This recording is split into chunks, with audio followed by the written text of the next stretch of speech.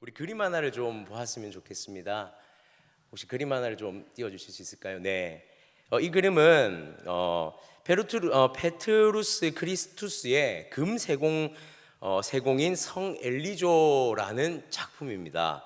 이 작품은 이 당시에 크리스투스가 금세공인 중에서도 수호성인이라고 불렸던 이 성 엘리조를 그 금세공하는 장면을 그린 거예요.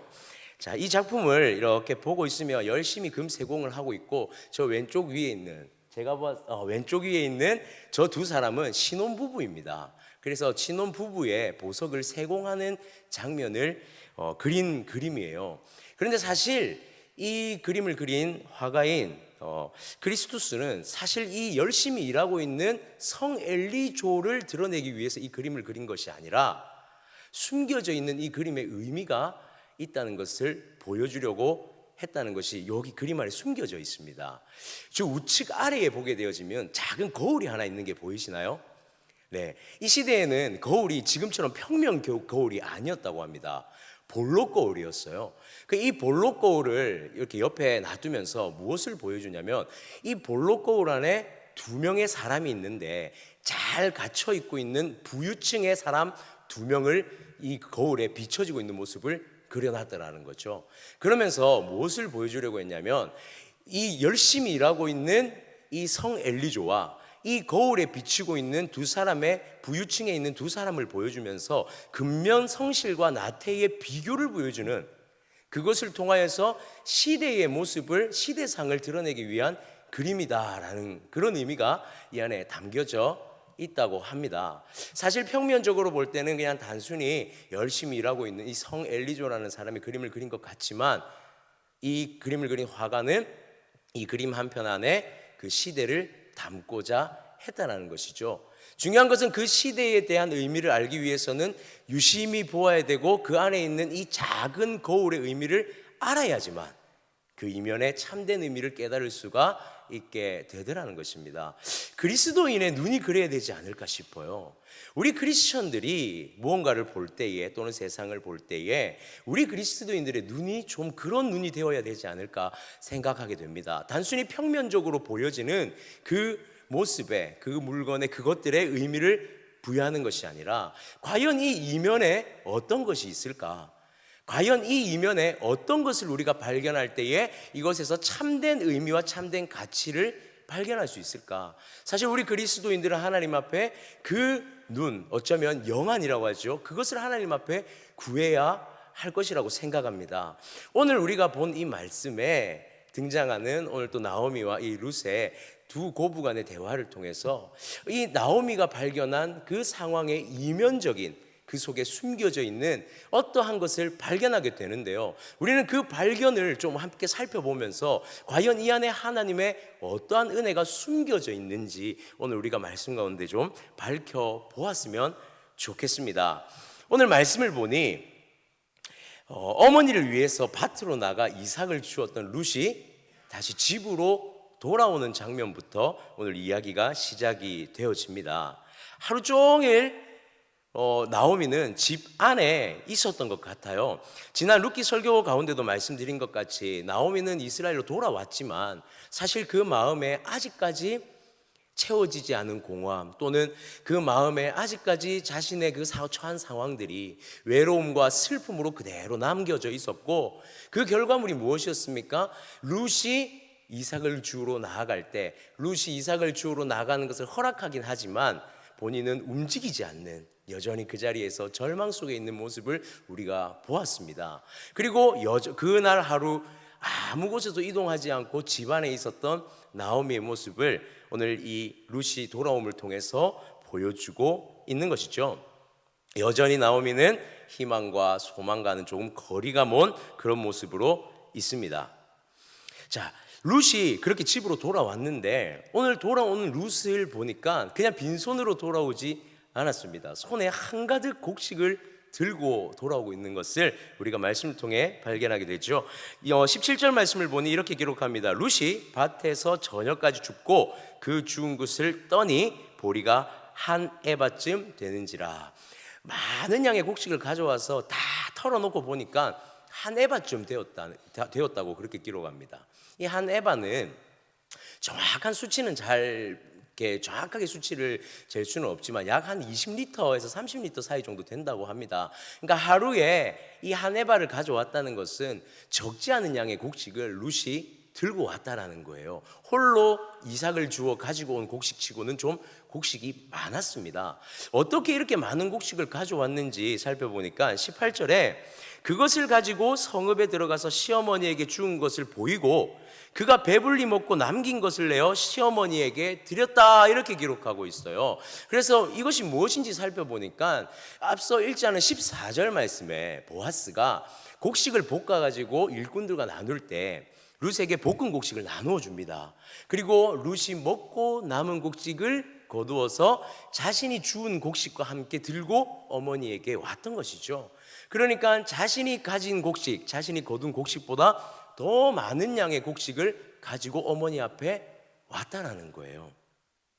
자, 이 상황에서 나오미가 룻이 들고 온 곡식을 볼 때 어떤 마음이 들어야 정상일까요? 그래도 절망과 소망이 없는 현실에서 오늘 룻이 가지고 온 이 곡식의 양, 적지 않은 이 곡식의 양을 보면서 그래도 우리가 며칠은 배불리 먹을 수 있겠구나라는 생각이 드는 것이 마땅합니다. 그런데 오늘 이 나오미의 반응은 그런 반응이 아니더라는 거예요.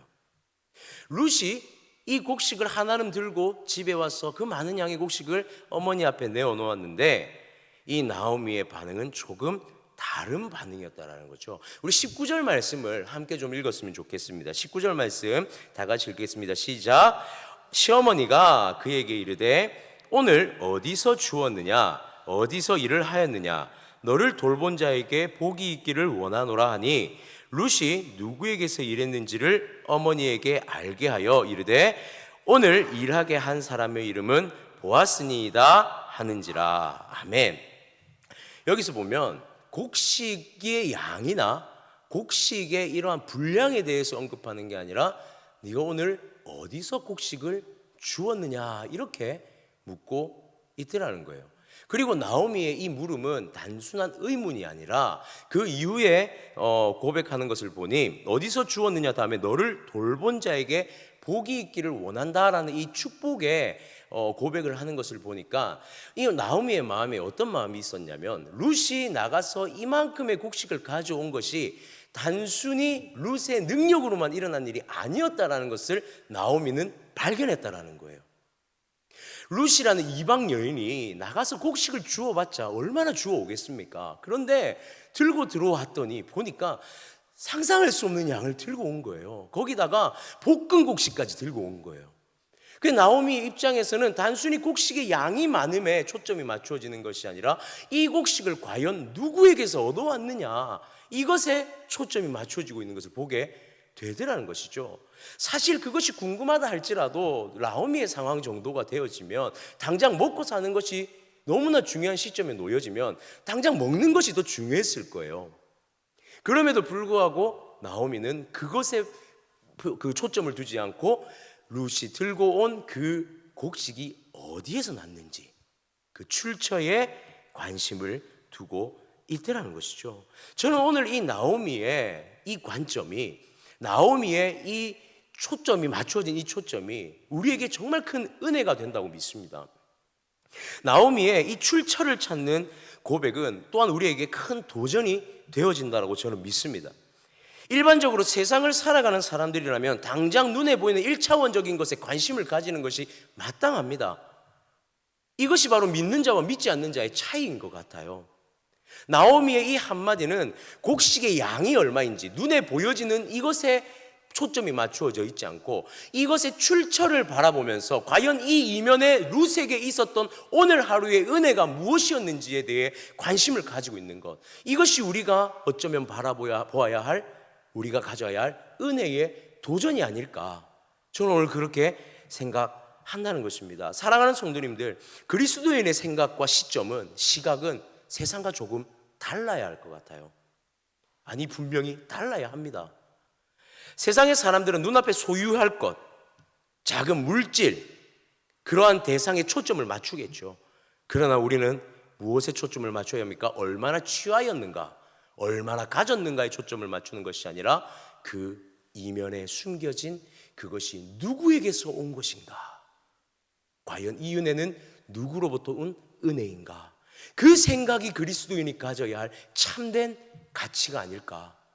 오늘 우리는 이 말씀을 통해서 이것을 발견한 은혜가, 나오미의 은혜가 무엇인지를 우리가 살펴보았으면 좋겠어요.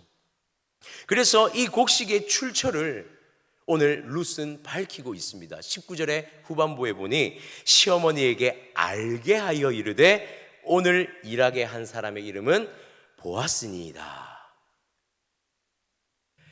이 보아스라는 이름이 드디어 그 두 여인 앞에서 밝혀집니다.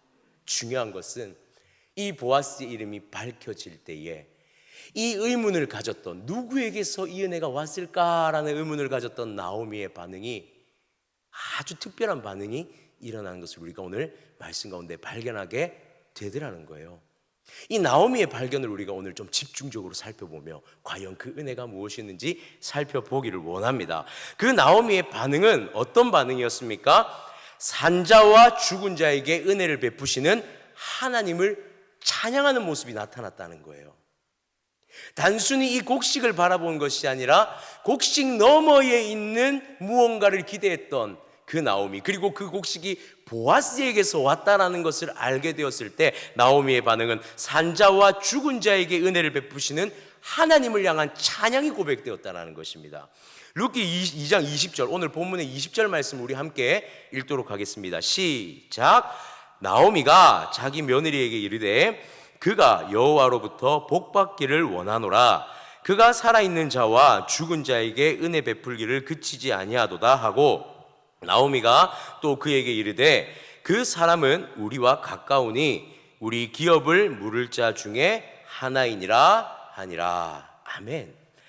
먼저 보아야 할 것은 보아스에게 은혜를 입었다는 사실에 대해서, 그것에 대해서 축복하고 있습니다.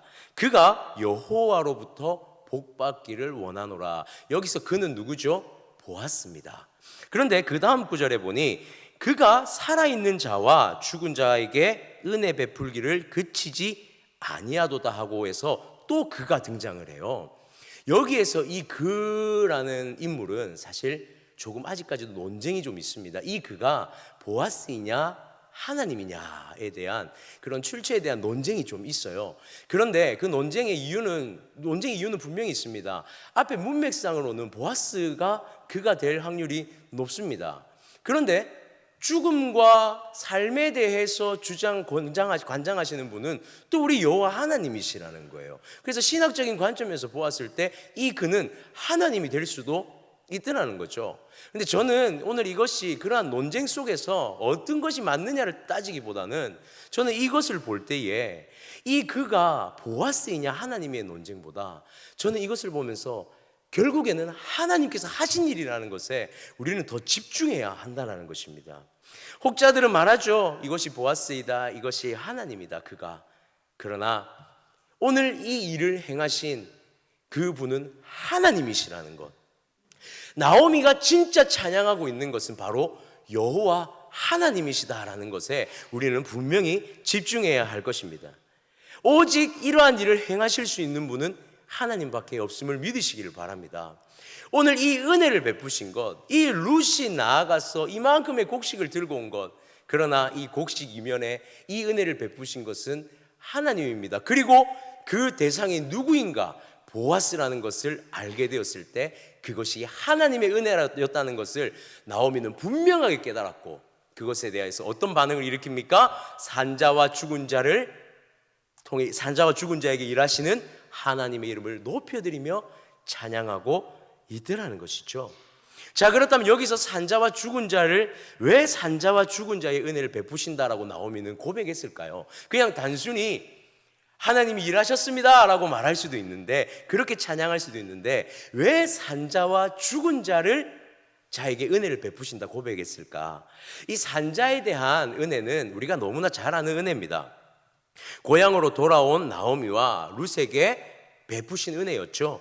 예루살렘으로 모압 땅에서 인도하셨던 하나님의 은혜, 그 인도하심의 길 여정에 룻과 함께하게 하신 하나님의 은혜, 돌아왔을 때에 그곳에 어쨌든 정착할 수 있게 하신 하나님의 은혜. 또 무슨 은혜입니까? 오늘 룻을 나아가게 하였고 그 손에 곡식을 쥐고 돌아오게 하는 일용할 양식을 주시는 그 하나님의 은혜가 오늘 살아있는 그 두 사람에게 베푸신 하나님의 은혜였다라는 거예요. 그래서 그 나오미는 하나님을 향하여서 은혜를 고백할 때 산자에게 은혜를 베푸신 하나님이라고 고백하고 있더라는 것입니다. 그런데 또 하나의 고백을 합니다. 죽은 자에게 은혜를 베푸시는 하나님이죠. 이것은 무엇을 의미합니까? 바로 그 후반부에 나오는 기업 물을 자를 통한 은혜에 대한 고백인 것입니다. 기업 물을 자를 통한. 나오미의 기쁨은 이 보아스라는 이름, 즉 보아스가 누구인가에 대한 기쁨이었어요. 오늘 말씀 20절에 보니까 우리의 기업을 물을 자인데 그가 우리와 가깝다라고 표현하고 있어요. 이 보아스의 정체가 친척, 즉 가까운 사람인데 이가 기업을 물을 만한 자격이 있는 사람이었다라는 거예요. 물론 보아스는 기업 물음의 첫 번째 대상자는 아니었습니다. 가장 우선순위의 사람은 아니었어요. 나오미가 기뻐했던 것은 기업 물을 만한 가능성이 있었다라는 거예요. 1순위는 아니었지만 충분히 기업을 물을 만한 사람이었고, 또한 보아스라는 사람의 그 평판을 나오미 또한 분명히 알고 있었을 거라는 거죠. 보아스는 책임감이 있고, 보아스는 그 유대 땅 베들레헴 땅에 충분히 평판이 있는 유지였다라는 사실을 나오미는 알고 있었던 것 같아요. 그래서 하나님 앞에 이 고백을, 찬양의 고백을 올려 드리는 것이죠. 한번 상상해 보십시오. 나오미와 룻 두 과부에게 어떤 소망이 있습니까? 제가 계속해서 언급했지만 과부에게 소망은 없습니다.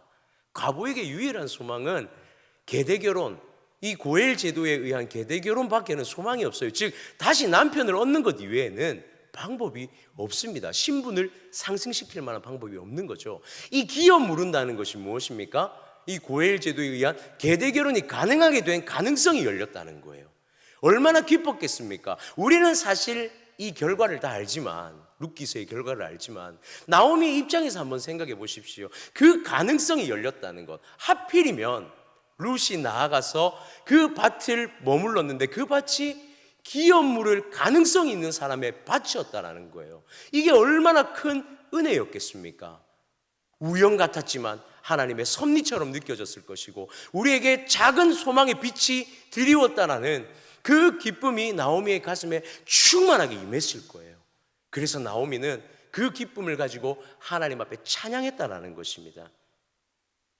이런 이 나오미에게 임한 은혜, 어쩌면 이 은혜가 우리에게 주어진 은혜가 아닐까요? 나오미와 룻에게 들려진 보아스의 이름, 그 이름은 우리에게 들려진 예수 그리스도의 이름이지 않을까? 저는 또한 그렇게 생각하고 고백하게 됩니다. 생명을 다해서 우리를 위해서 죽음을 넘어 소망을 보여주신 예수 그리스도의 그 이름에 선포가 우리 가운데 있을 때 나오미와 같은 그 기쁨이 우리 가운데 선포되어지지 않겠습니까?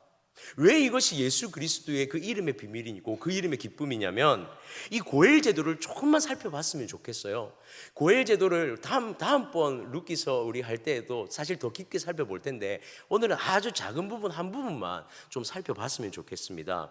이 고엘 제도를 보면 사실은 오늘 나오미에게 직접적으로 적용되는 상황은 아니에요. 그저 한 소망입니다. 우리에게 이 고엘 제도가, 이 계대결혼이 일어날 수 있는 작은 소망이었고요. 즉 이 기업 물을 자에 대한 그 상황이 그 소망이 될 수 있었던 그 작은 이유, 이 고엘 제도가 처음 고엘이라는 단어가 시작됐던 말씀을 보면 그 의미를 조금 이해할 수가 있는데요. 창세기 48장 16절의 말씀을 보니까 이렇게 기록되어 있습니다. 나를 모든 환난에서 건지신 여호와의 사자께서 이 아이들에게 복을 주시오며 아들로 내 이름과 내 조상 아브라함과 이삭의 이름으로 칭하게 하시오며 이들이 세상에서 번식되게 하시기를 원하나이다. 여기서 고엘이라는 단어는 가알이라는 어근을 가진 동사로 쓰여졌는데요.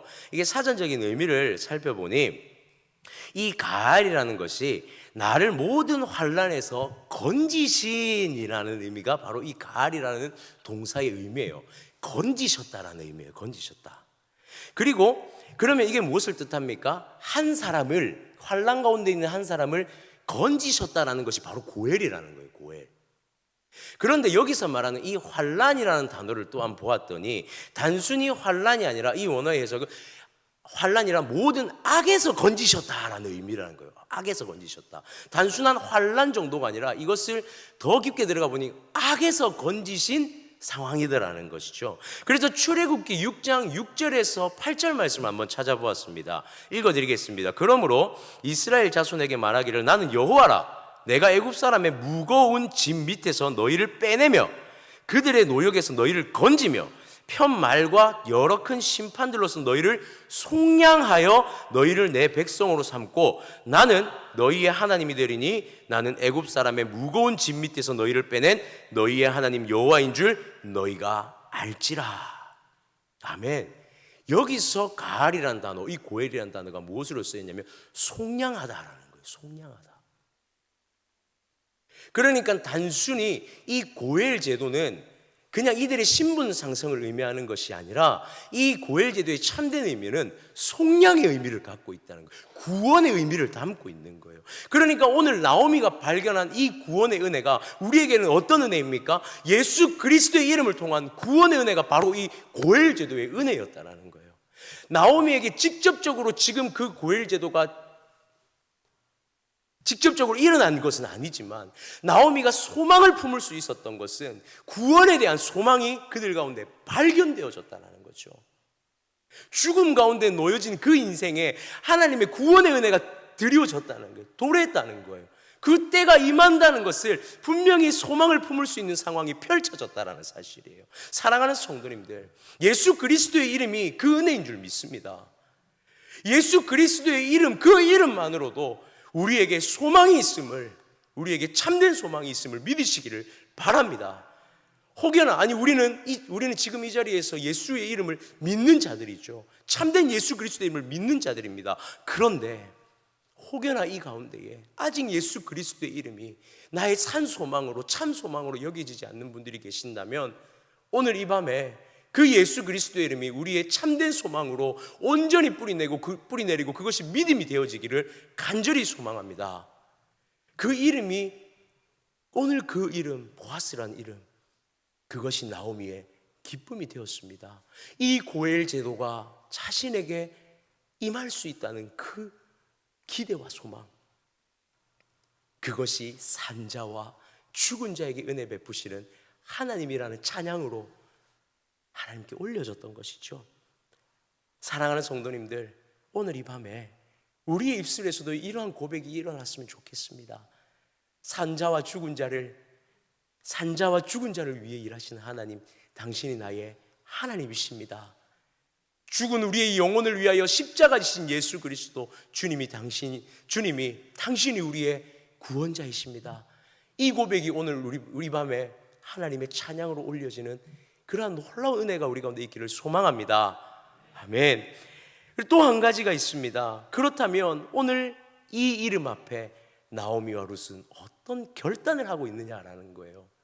하나님의 참된 그 은혜, 고엘 제도라는 그 은혜가 우리에게도 있을 수 있다라는 소망을 품은 그 나오미와 룻에게 한 가지의 결단이 고백되어집니다. 그것은 바로 오직 그 이름 안에 머물기를 결단하고 있습니다.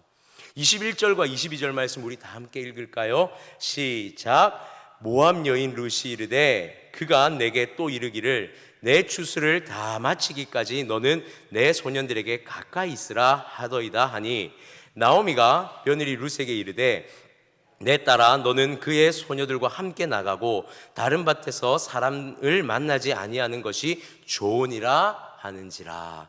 아멘.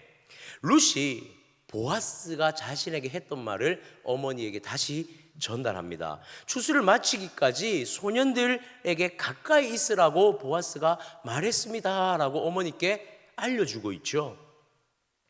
그래서 여기에서 보니까 여기 가까이 있으라라는 의미는 여러분 기억하실 테지만 룻이 나오미를 쫓을 때에 어머니를 붙줬다라는 단어하고 동일한 단어로 쓰인 겁니다. 그러니까 나오미를 이 보아스가 붙잡았다라는 거예요. 그냥 단순히 있으라 정도가 아니라 붙잡았다라는 거예요. 오늘 이 말을 어머니에게 전하고 있습니다. 그러자 나오미가 뭐라 말합니까? 반드시 그 옆에 붙어 있어라. 네가 다른 밭으로 절대 가지 마라. 그렇게 권면하고 있습니다. 즉 보아스의 곁을 결코 떠나서는 안 된다라고 못을 받고 있는 거예요. 단순히 이 보아스의 밭이 본인들이 있고 싶다고 해서 있을 수 있는 밭입니까? 그렇지 않습니다. 머무르고 싶다고 해서 머무를 수 있는 밭이 아닙니다. 어떤 은혜가 있었냐면 보아스가 다른 곳에 가지 말고 있으라 했던 은혜가 있었어요. 보아스의 허용이 있었죠. 그리고 나서 나오미가 룻과 함께 무엇을 결단합니까? 절대로 떨어지지 않으리라는 결단을 하고 있는 거예요. 사랑하는 성도님들, 하나님 앞에 복음의 기회는 항상 열려 있습니다. 예수 그 이름의 복음의 기회는 우리에게 언제나 들려지고 언제나 열려 있습니다. 중요한 것은 그 이름의 선포 앞에 붙쫓임의 결단이 있느냐의 문제예요. 예수의 이름이 이 땅에 얼마나 많이 선포되어집니까? 하나님의 그 영광의 이름, 예수 그리스도의 이름이 이 땅에 수많은 매체를 통해서도, 방송을 통해서도, 설교를 통해서도, 지금 거리에 나가 전도하는 것들을 통해서도 수많이 선포되어지고 있는데, 중요한 것은 그 예수 그리스도의 이름 앞에 우리는 어떤 결단이 있냐는 거예요. 참되게 그 이름을 붙잡고 있느냐라는 거예요. 나오미와 룻은 오늘 그 이름, 보아스의 이름 앞에 붙잡는 믿음을 보여주더라는 거예요. 우리가 절대로 이 이름을 떠나지 않겠다. 너는 절대로 이 이름을 떠나서는 안 된다. 붙잡고 있더라는 사실이에요. 어쩌면 보아스가 기업을 무르지 않을 수도 있습니다. 가능성이 열렸을 뿐이에요. 이게 얼마나 큰 믿음입니까? 작은 가능성 앞에서도 절대로 놓지 않겠다라는 이 믿음. 그 작은 가능성 앞에 그 이름 하나만 들었을 뿐인데 그 이름을 붙잡는 믿음, 얼마나 큰 믿음입니까? 오늘 나오미의 어쩌면 이 고백과 결단은요, 우리에게 너무 큰 도전을 하고 있다라는 것이죠. 예수 그리스도 그 이름의 선포 가운데 우리가 어떻게 반응하고 있는가? 믿음은 말로 하는 것이 아니라 믿음은 행동으로 하는 것입니다. 믿으십니까? 정말 예수 그리스도를 믿는다면 우리는 예수 그리스도를 손을 뻗어 붙잡아야 할 줄 믿습니다. 룻에게 어떠한 은혜가 있었습니까? 그냥 나오미와 함께 집안에 가만히 앉아 있었다면 과연 그 은혜가 그에게 있었을까요? 그렇지 않습니다. 집에 문을 열고 나서서 밭을 향해 나아가서 이삭을 주었을 때에 그곳에서 은혜를 입게 됩니다. 주님을 찾는 그 찾음의 발걸음이 있었다는 거예요. 최근에 한 가지 고민이 있습니다. 늘 해왔던 고민인데 요 근래 들어 그 고민이 더 커진 것 같아요. 아이들의 시험 기간입니다. 시험이 들겠습니다. 제가 시험이 들 것 같아요. 시험 기간은 늘 우리에게 있어 왔습니다. 사역을 하는 내내 아이들의 시험 기간이 되어지면 학원 갈게요 라고 하면서 흔적도 없이 사라집니다. 그런데 예전에는 시험 기간이 한 1, 2주였어요. 그래도 시험 기간 1, 2주 남겨놓고 학원 갈게요 하고 주일 성수를 좀 내려놓고 가는 친구들이 있었어요. 요즘에 어떤 줄 아십니까? 시험 기간이 4주입니다. 진짜 그렇습니다. 제가 부풀리는 게 아니라요. 시험 기간이 4주입니다. 아이들의 학기가 5달이에요. 한 학기가. 중간고사, 기말고사 합치면 8주, 즉 2달입니다. 많이 빠지는 아이들은 5개월 중에 2개월 빠지는 거예요. 그러면 나머지 3개월은 다 잘 옵니까? 그렇지 않습니다. 때로는 친구하고 약속 잡아서 놀러 가는 아이들도 있습니다. 정말 믿음이 있어서 하나님 말씀 기대하고 오는 아이들이 있는가 하면 학원 때문에 시험 기간에 시험 드는 그런 현상들이 발생하게 되는 거예요. 근데 한편으로는 과연 이 아이들만의 탓일까라는 생각도 듭니다. 이곳에 우리 아이들의 부모님이 계시다면 죄송합니다. 너무 당연하게 보냅니다. 주일 성수를 아무렇지 않게 생각하고 보냅니다. 그런데 뭐라고 하는 줄 아십니까? 예수 잘 믿게 지도해 주세요라고 말합니다. 20살이 넘어가요. 대학을 가면 그런 아이들이 어떻게 되는 줄 아십니까? 교회 안 옵니다. 세상에 누릴 게 너무 많거든요. 그리고 이미 한번 허용해 봤기 때문에 괜찮습니다. 안 와도. 그때 되면 부모님들이 발을 동동 구릅니다. 내 아이들의 신앙이 다 없어졌어요. 옛날에는 안 그랬는데. 아니요, 옛날에 그랬어요. 그렇게 허용해 줬어요. 예수님 붙잡고 살아가는 아이가 되게 하기 위해서, 그런 자녀가 되게 하기 위해서 그렇게 몸부림치지 않으면 우리 아이들이 정말로 그렇게 예수를 붙잡는 자들로 살아갈 수가 없습니다. 현실입니다. 세상은 그렇게 녹록하지 않습니다. 우리 아이들이 밟고 살아가는 세상은 그렇게 편한 세상이 아니에요. 지금 이 정도 공부 때문에 허용할 수 있다고 말하지만 보낼 수 있습니다.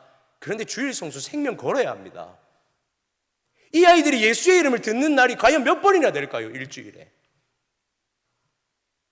주일날 와서라도 예수님의 이름을 들어야 되지 않겠습니까? 그 시간들이 줄어들고 있습니다. 그러면 이것이 아이들의 몫이기만 할까요? 가면 갈수록 우리들의 시대는 점점 더 주일 성수를 더욱더 못하게 만드는, 어렵게 만드는 시대가 되어져 가고 있습니다. 점점 허용합니다. 예배를 입맛대로 고릅니다.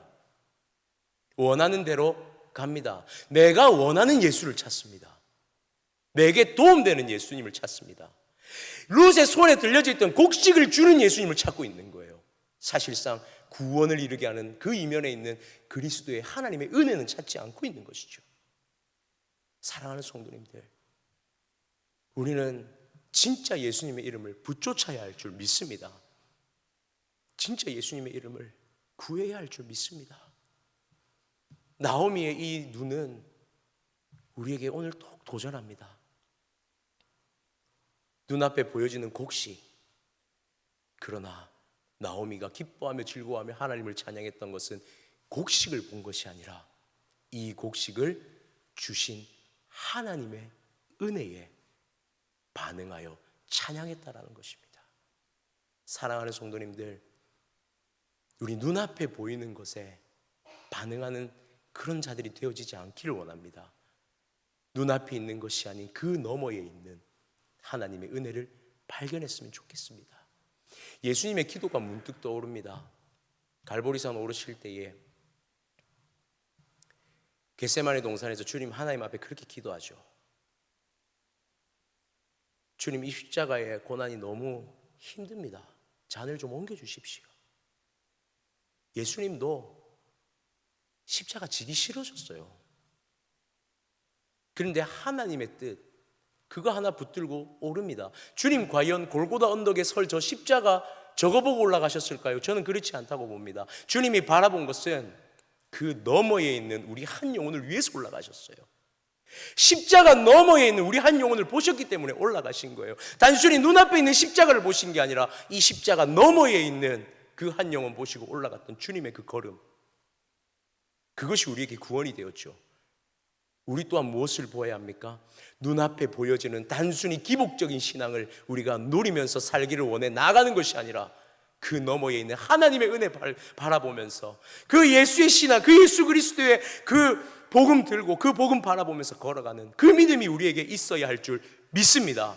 사랑하는 성도님들, 소망 되신 예수님의 그 이름 부르며 나아가기를 원합니다. 오늘 나오미가 보아스의 이름 보아스 들었을 때에 그 보아스의 이름에 숨겨져 있는 하나님의 속량하심의 은혜를 발견했던 것처럼 오늘 이 밤에 우리 또한 예수 그리스도의 이름이 우리 가운데 들려질 때에 그 예수의 이름에 구원의 은혜가 다시 한번 우리 가운데 누려지는, 혹여나 아직까지 구원의 은혜가 우리 가운데 없다면 그 예수의 이름이 오늘 이 밤에 구원의 은혜로 내게 임하는 그 놀라운 사랑의 은혜가 오늘 이 밤에 있기를 간절히 축복합니다.